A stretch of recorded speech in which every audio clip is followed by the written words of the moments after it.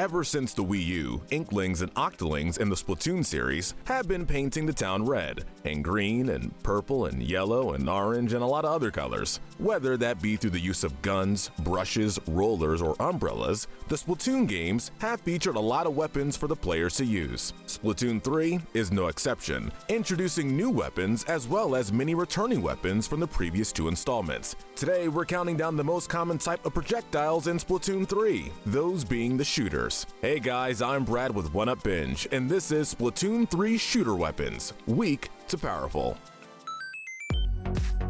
Before we blast into this list, let's establish what we mean by powerful. Since the objective of Splatoon isn't so much to eliminate the other players as they are to cover the board with more ink than the rival team, we're mostly looking at how useful these weapons are at covering the battlefield with ink. The effectiveness of how quickly the shooters blast away the other players could be taken into account in certain cases, but it's secondary to the primary objective of covering the battlefield. Second, and this is very important, the shooters in our rankings will not only be judged by the main weapon. Every weapon in Splatoon 3 features both sub and special weapons on top of the main gun, all of which we're going to take into account. Finally, one stipulation we should make clear is that not every weapon that fires projectiles in Splatoon 3 is necessarily a shooter weapon. A shooter weapon in this game is defined as automatic or semi-automatic guns, which shoot continuous shots of ink blobs at a rapid rate. There are many other gun-based weapons in Splatoon 3, such as chargers, blasters, dualies, stringers, and splatlings. With that said, let's ink in our entry starting from the weakest shooter weapon and working our way up to the most powerful.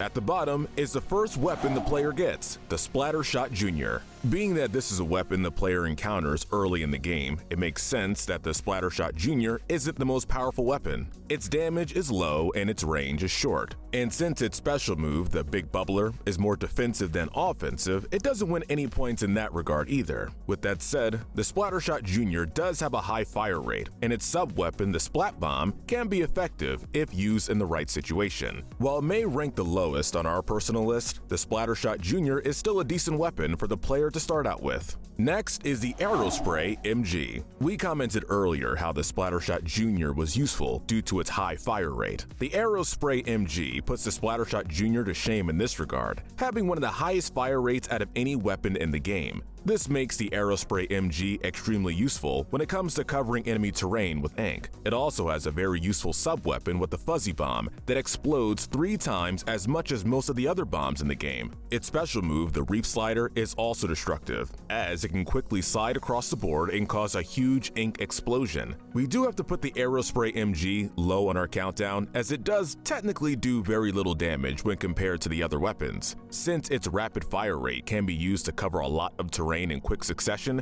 we feel that the sacrifice of dealing little damage is more or less worth it. Next is one of the more classically shaped weapons, the Nzap 85. Any longtime Nintendo fan will immediately recognize that the Nzap 85 bears a striking resemblance to an old NES peripheral. Indeed, the design and even the name of the Nzap 85 are a reference to the classic Nintendo Zapper, originally released in North America in 1985. Design aside, how does the Nzap 85 fare in Splatoon 3's combat? Well, the Nzap 85 does limited damage, but it does have decent range and a high fire rate. It has the very useful Suction Bomb as a sub-weapon, which can be used very strategically to the player's advantage. The special weapon for the Nzap 85 is the Tacticooler, which provides everyone on the team with energy drinks that temporarily enhance their stats. The Nzap 85 may be more useful for shooting down ducks and clay pigeons on the NES, but its inclusion in Splatoon 3 is a welcome one nonetheless. The SplashoMatic splooshes into the next spot. The SplashoMatic is one of the most up-close and personal shooter weapons on our list. It's notable for being one of the lowest range guns in Splatoon 3. That aside, it's powerful,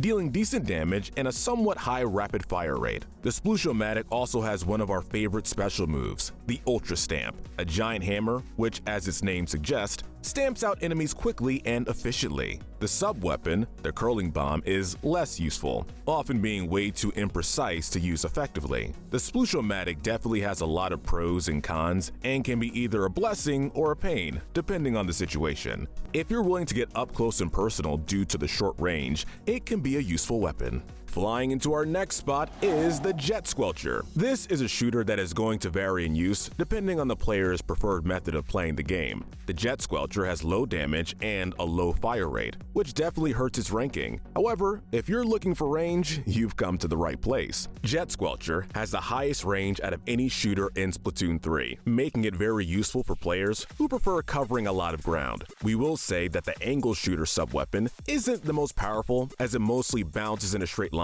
until potentially hitting an enemy or reaching its maximum range. The Jet Squelcher makes up for this with the use of the Ink Vac special weapon, which is very useful. The Ink Vac sucks up a large amount of enemy ink before firing it as the player's own ink. This can be useful if the player finds themselves surrounded in a sea of their enemies. The Jet Squelcher may not be the most powerful weapon in the game, but it can be useful if the player finds themselves in the right position to unleash its potential. Next is the H3 Nozzle Nose. While having a slightly above average fire rate and range, the H3 Nozzle Nose deals little damage when compared to the other guns. It also makes use of the curling bomb as a sub-weapon, which, as we've established, isn't our favorite sub-weapon. With all that said, the H3 Nozzle Nose does get points for its use of an amazing special weapon, the Crab Tank, one of the most powerful specials in the game. While inside this tough crustacean vehicle, the player can rapidly fire ink shots while simultaneously launching powerful ink balls for even more damage. The H3 Nozzle Nose is somewhat overshadowed by the H3 Nozzle Nose, which we'll get to a little later. As it stands, the H3 Nozzle Nose is a decent weapon with an amazing special move which helps its overall ranking. Next is the SplashoMatic. The SplashoMatic has mediocre range and does little damage, but it's made up for by having one of the higher rapid fire rates among the shooters in Splatoon 3. The SplashoMatic sub-weapon is the Burst Bomb, which is one of the weaker explosive sub-attacks on the roster.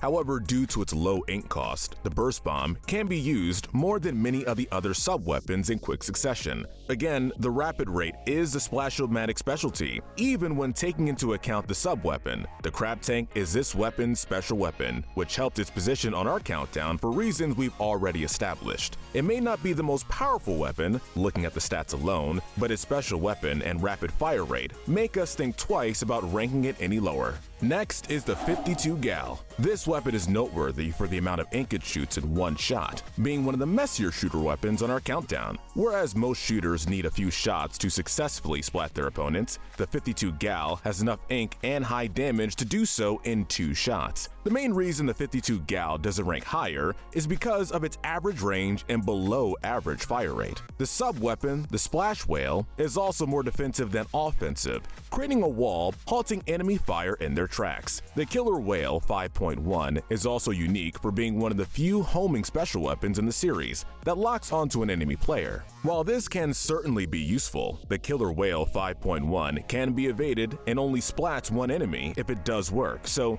using it to its maximum potential is a gamble. The 52 Gal may not be the most consistent weapon in the game, but it can be powerful when used in the right circumstances. Now we have the Squeezer. Despite having a low fire rate and dealing average damage, the Squeezer ranks high on our countdown for its use of range. Not only is it one of the highest ranged guns in the game, but the Squeezer can be effective at low range as well. Its sub-weapon is the Splash Wall, which, as we stated, is more of a defensive than offensive sub-weapon. However, the Squeezer's special weapon is the Trizooka, which fires out 3 extremely powerful ink blasts. This can be very useful despite its limited ammo. The Squeezer's ability to be useful in many different circumstances allows us to overlook the shortcomings. Next, we have a tie, the Splatshot and the Hero Shot Replica. It should be noted that while the Hero Shot Replica is technically classified as a separate weapon, it's basically a reskin of the Splatshot, featuring the same stats, sub-weapon and special weapon, so we're gonna lump these 2 guns together. The Splatshot is slightly more powerful than its junior counterpart, featuring high range and damage but a lower fire rate. The Suction Bomb sub-weapon works similarly to the Splat Bomb, except with the added ability to stick to walls and ceilings, which makes it more useful. Much like the Squeezer, these gun special weapons weapons are the Trizooka, which can be powerful and effective in the right setting. The Splattershot and Hero Shot Replica are surprisingly powerful weapons,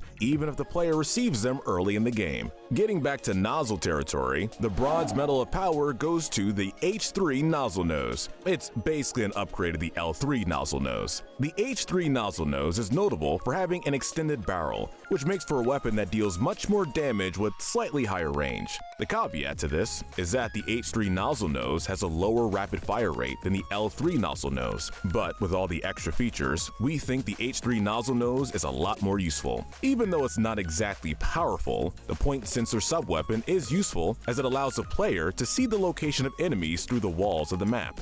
We've covered the Splattershot and the Splatshot Junior, but the silver medal of power goes to the Splatshot Pro. Looking at these three weapons, we can definitely see how its manufacturer, Splat, kept upgrading their guns. While the Splatshot Junior sacrificed damage and range for a high fire rate, and the Splattershot gave a healthy balance of all three, the Splatshot Pro offers a lower fire rate in exchange for a gun that deals more damage and wide range. Which version of the Splattershot you prefer depends on if you're looking for power, rapid fire, or a healthy balance.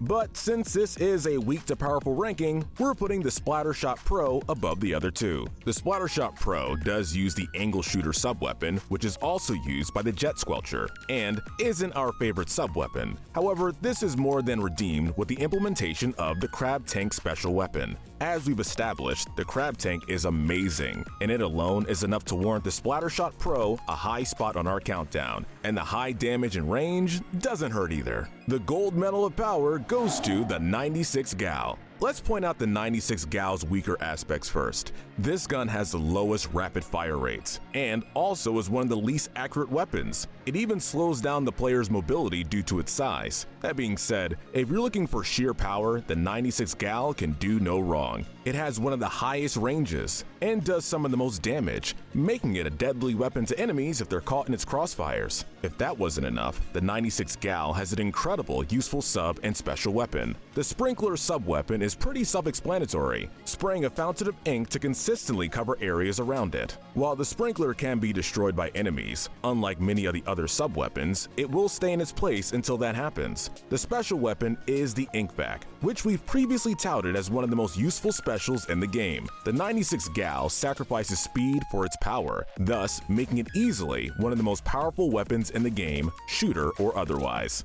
Alright everyone, that's it. Let us know in the comments section if you agree with our ranking, and tell us what we should cover next. And if you need a one-up, remember to hit that notification bell and binge our Good to Evil playlist, where we break down the morality of the characters in your favorite games.